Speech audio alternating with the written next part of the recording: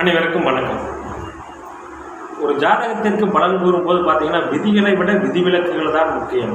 விதிகளை மட்டும் மேம்போக்காக வைத்துவிட்டு பலன் கூறிவிட முடியாது.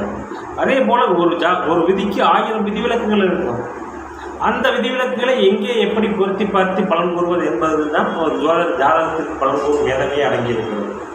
உதாரணமாக ஒரு கிரகம் 6இல் ராகு இருந்து விட்டாலே நல்ல பலன், 11ஆம் வீட்டில் கிரகம் எல்லாமே நல்ல பலன்களை செய்யும். 3ஆம் இடம் சுக்கிரனுக்கு மறைஸ்தானம், குரு 10இல் இருந்தாலே கேந்திராதிபதி தோஷம். இது எல்லாம் பொதுவான விதிகள். அந்த விதிக்குண்டான விதிவிலக்குகளை எப்படி அறிவது, அந்த விதிவிலக்குகளை எப்படி எங்கே பொருத்தி பலன் கூறுவது என்பதில் தான் ஒரு ஜாதகத்திற்கு பலன் கூறும் மேதமை அடங்கியிருக்கிறது. சரி, அந்த உதாரண ஜாதகத்தை வச்சு உங்கள் ஜாதகத்துக்கு உண்டான ஒரு விதிக்கு விதிவிலக்குகளை எப்படி அறிவது என்பதை நாம் இங்கே பொருத்தி பார்த்து பலன்கணும். இந்த ஜாதகம் பிறந்தது பார்த்தீங்கன்னா 13/7/1975 5:5 AM அளவில் பிறந்திருக்கார். முதல் லக்னம் சிம்ம ராசி, பூர்வ நட்சத்திரத்தில் இந்த ஜாதகம் பிறந்திருக்கார். இந்த ஜாதகம் பிறந்தது சுக்கிரதசை பிறந்திருக்கிறார். இந்த ஜாதகம் பார்த்தீங்கன்னா லக்னத்திலேயே சூரியன் புதன் சனி. இங்கே நல்ல வேளையாக சூரியன் சனியிலிருந்து புதன் கிட்டத்தட்ட ஒரு 15 டிகிரிக்கு மேல் விலகி இருக்கிறார். லக்னாதிபதி லக்னத்திலே வழியாக இருக்கிறார். ராசியில் தனிச்சுக்கரன் அமர்ந்திருக்கிறார். சந்திரனும் சுக்கிரனும் இணைந்திருக்கிறார். 6ஆம் வீட்டில் ராகு இருக்கிறார். 10ஆம் வீட்டில் குரு இருக்கிறார். 11ஆம் வீட்டில் செவ்வாய் இருக்கிறார். இதுதான் இந்த ஜாதகத்தின் கிரகங்கள்.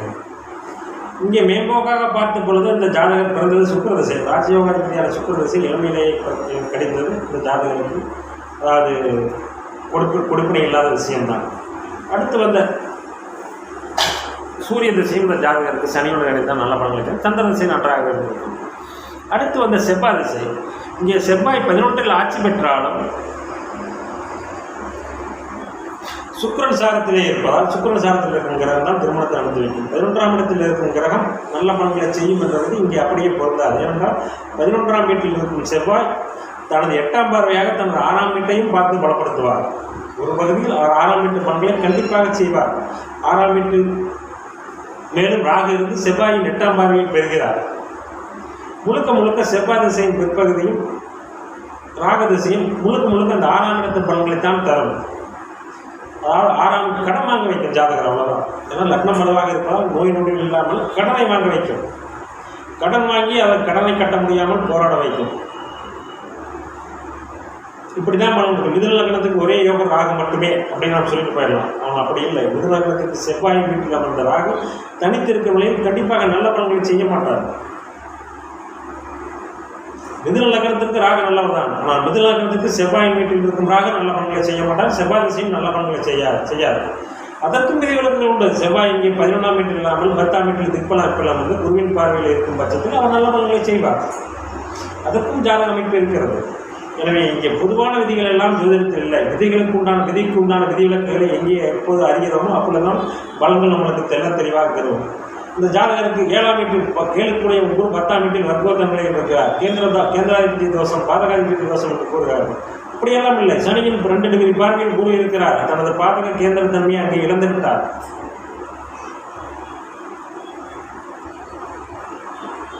முழுக்க 10ஆம் வீட்டில் மட்டும் குரு இருந்தால் மட்டும்தான் கேந்திராதிபதி தோஷம். சனியின் பார்வை அங்கே எழுதும்போது கேந்திராதிபதி தோஷம் அடிபட்டு போகிறது. சரி, சுக்கிரன் 3இல் மறைந்து விட்டாரே, இவர் கடன் வாங்கியாவது வீடு கட்டியிருக்காரு, கார் வச்சிருக்காரு, எல்லாம் வச்சிருக்காரு. எப்படி வளர்பிறை சந்திரனோடு இந்த சுக்கிரனுக்கு சுக்கிரன் தொடர்பு பெற்ற சுக்கிரன் அங்கே மறைவு தோஷத்தை இழந்து விடுகிறார். இப்படிதான் நம்ம பலன் எடுக்கணும். ஒரே எடுத்தாங்க விழுத்தவங்க 3இல் மறைஞ்சு போச்சு, 6இல் மறைஞ்சு போச்சு, 6இல் ராகு இருக்கார், கடன் நோய் எதிரிகளை அழிப்பார் அப்படிங்கிற விஷயத்துக்கு நம்ம வந்துடக்கூடாது. இன்னும் குறிப்பாக பார்த்தீங்கன்னா அந்த மேசம் கடகம் கண்ணி மகன் இந்த 5 வீட்டை தவிர ராகு எங்கிருந்தாலும் பெரிய நன்மைகள் அவர் விஷயம் செய்ய மாட்டார். அதற்கும் சில விதி விலக்குகள் குருச்சுக்கர் தொடர்பு இவர்களை பெரும் பட்சத்தில் நல்ல பலன்களை செய்வார். இங்கே விதியை மட்டும் வைத்துக் கொண்டு பலன் ஜோதிடத்தில் கூறுவது என்பது முடியவே முடியாத விஷயம். இந்த ஜாதகத்தில் அதாவது செவ்வாய் திசை 11ஆம் இடத்துலேருந்து 6 காரணம் மறைஞ்சிட்டார், நல்ல பலன்களை தருவார் அப்படிங்கிற விதி தான் இல்லைன்னு சொல்ல நான். ஆனாலும் அவர் 6ஆம் வீட்டை ஒரு பகுதி 6ஆம் வீட்டு பலன்களை செய்வார். தனது 8ஆம் பார்வையால் ஆட்சி பெற்று தனது 6ஆம் பார்வையாக இன்னொரு வீட்டையும் பார்க்கிறவன் செவ்வாய் மட்டுமே. தனது மூலத்திரியான வீட்டில் ஆட்சி பெற்று தனது இன்னொரு வீட்டையும் பார்க்கும் கிரகம் செவ்வாய் மட்டுமே. ஏனென்றால் அவர் 11ஆம் வீட்டில் ஆட்சி பெற்று தன்னுடைய 6ஆம் வீட்டையே பார்க்கிறார். இந்த அமைப்பு எந்த கிரகத்துக்கும் வராது. 11ஆம் வீட்டில் இருக்கும் செவ்வாய் அங்கே நல்ல பலன்களை முழுசாக தரமாட்டார்.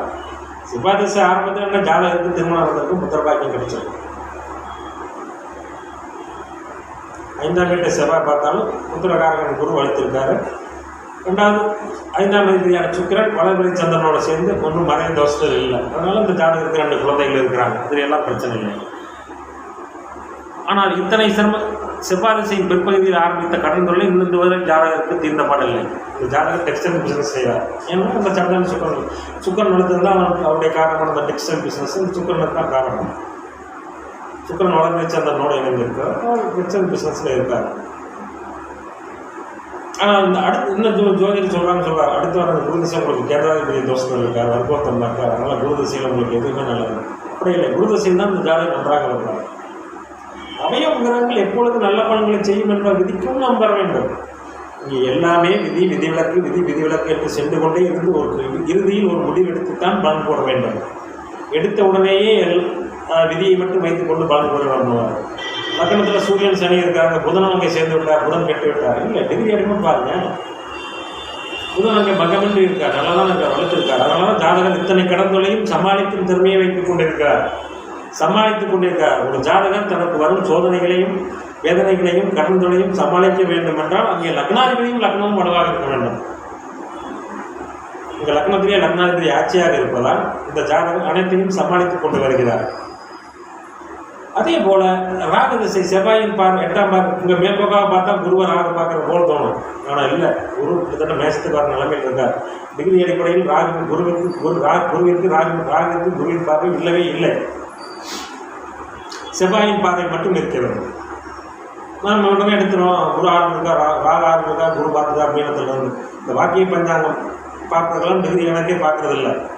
குரு பார்க்குறாரு நல்ல பலன் தானே. இல்லை, குரு எங்கே பார்க்குறாரு? குரு டிகிரி அடிப்படையில் தான் பலன். முன்பின் 10 டிகிரி பார்ப்பார், 15 டிகிரி பார்ப்பார், இருக்கும் நிலைக்கு ஏற்ப, அவ்வளவுதான். மற்றபடி குரு பார்த்துட்டார் அப்படிங்கிறத எங்கே பார்வை இருக்குது? டிகிரி அடிப்படையில் குருவிற்கு ராகுவிற்கு குருவின் பார்வை இல்லவே இல்லை. எனவே இந்த அடிப்படையில் இங்கே சுக்கிரன் 3இல் மறைந்ததற்கும் விதிவிலக்குகளை நாம் அறிந்து கொண்டு தான் பலன்கள். மீண்டும் 11ஆம் வீட்டில் இருக்கும் செவ்வாய் ஆட்சி பெற்ற செவ்வாய் நல்ல பலன்களை செய்வார் என்பதெல்லாம் அதாவது அனுபவத்திற்கு ஒத்து வராது. செவ்வாய் ஆட்சி பெற்றது, அதாவது அவயவ கிரகம் நட்பு உறவில் இருந்தால் தான் நல்ல பலன்களை சொல்வது என்று மூலநூல்கள் கூறுகிறத தவிர 11ஆம் வீட்டில் ஆட்சி பெற்றிருந்தால் அவர் நல்ல பலன்களை செய்து வருவார் என்று அர்த்தம் அல்ல. 11ஆம் வீட்டில் ஆட்சி பெறுவது நல்ல நிலை அல்ல. இதுவே சரலக்னமாக இருந்தால் அவர் பாதகாதிபதி ஆவார். பாதகாதிபதி ஆட்சியாவது நல்ல நிலை அல்ல. இங்கே மிதுனலக்னத்துக்கு 11ஆம் வீட்டில் ஆட்சி பெறுவது ஒரு திசையில் அவர் லாபங்களை கொடுத்தாலும் ஒரு திசையில் அவர் கடன் அசிங்கம் கேவலம் இதையெல்லாம் அனுபவித்து தான் ஆக வேண்டும். ராகு திசை முழுக்க 6ஆம் இட செவ்வாயின் பலன்களை அப்படியே எடுத்து செய்யும். இதற்கு உண்டான விதிவிலக்கு என்ன? ராகு திசை சுக்கிர புத்தி வரைக்கும் கெட்டல் இருந்தால் சூரிய சந்திர செவ்வாய் புத்திக்கு சற்று சிரமம் இல்லாத பலன்கள் இருக்கும். ஜாதகருக்கு அது நடக்கும். சூரிய சந்திர செவ்வாய் புத்தி சற்று ஆறுதலாக இருந்து குரு திசையில் இந்த ஜாதகர் தொலைவில் சோழ்விப்பார். ஏன்னா 10ஆம் தேதி 10இல் ஆட்சி பெற்றாலும் அவர் கேந்திராதிபதி இவர் ராகுவோடு இணைந்து பலவீனமாக ஆனாலும் அங்கே குரு முழுக்க கெட்டுவிட்டார் என்றுதான் அர்த்தம். பங்கமும் அடையக்கூடாது, அதே சமயம் முழுவதும் கெடவும் கூடாது, ஓரளவு பங்கம் அடைய வேண்டும். அப்பொழுதுதான் அந்த கேந்திராதிபதி பாரத தோஷத்தில் நன்மை பலன்களை செய்யும். இந்த குரு 10ஆம் வீட்டில் இருந்தாலும் அவர் வர்க்கோத்தம் அடைந்தாலும் சனியின் பார்வையால் குரு சற்று பங்கமடைந்து தனது கேந்திராதிபத்திய தோஷத்தை இழந்து குரு திசையில் இந்த ஜாதகருக்கு நன்மையை செய்வார். இதுதான் விதிவிலக்கு. மிதுன லக்னத்துக்கு ஒரே யோகம் ராகு தான் சொல்கிறார். ராகு திசையாக நல்ல பலன்கள் செய்யணும். செவ்வாயின் வீட்டில் இருக்கும் ராகு நல்ல பலன்களை செய்ய மாட்டார். செவ்வாயின் பார்வைப்பட்ட 6ஆம் இட ராகு 6ஆம் இட ஆதிபத்தியை வளர்த்தெடுத்து 6ஆம் இடத்தின் காரணமான கடன் நோய் வளர்க்கிறதான் செய்வார். எனவே ஒரு கிரகம் மறைந்து விட்டது, கேந்திராதிபதி தோஷத்தில் இருக்கிறது, 11ஆம் இடத்தில் ஆட்சி பெற்று இருக்கிறது. இதுக்கெல்லாம் விதிவிலக்குகள் நிறையவே உள்ளன. ஒரு ஜாதகத்திற்கு பலன் சொல்லும்போது விதிகளை விட விதிவிலக்குகளை ஆராய்ந்து அந்த விதிவிலக்குகளை எங்கே எப்படி பொருத்தி பார்த்து பலன் கூறுவது என்பதில் தான் பலன் மேதமையே அடைந்திருக்கிறது. நன்றி, வணக்கம்.